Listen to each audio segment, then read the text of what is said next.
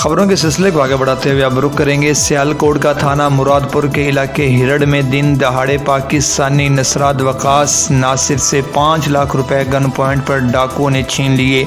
सरेआम डकैती की वारदात। मजीद इस पर रिपोर्ट करेंगे हमारे नुमाइंदा अली इमरान जी।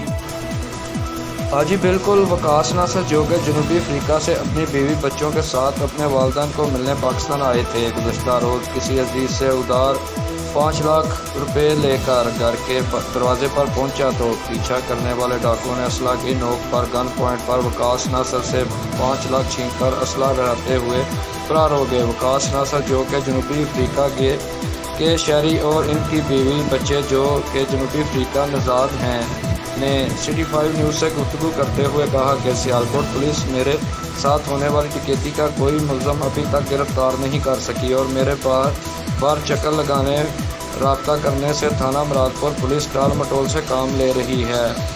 सिटी 5 न्यूज़ से गुफ्तगू करते हुए वकास नासिर और की बीवी जनूबी अफ्रीका नज़ाद की जनूबी अफ्रीका बच्चों समेत सिटी 5 न्यूज़ से गुफ्तगू जी।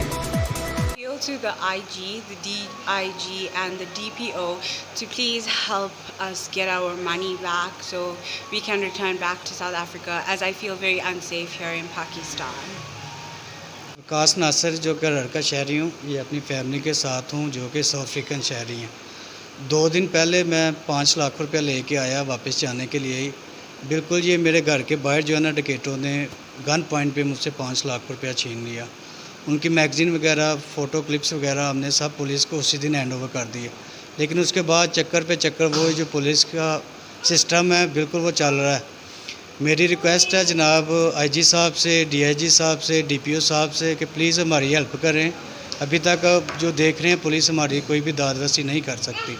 तो ये स्पेशल रिक्वेस्ट है क्योंकि मेरी फैमिली फॉरेनर है, तो हम अप्रिशिएट करेंगे अगर आप मुलज़मान को पकड़ते हैं और हमारी रकम हमें वापस दिलवाते हैं।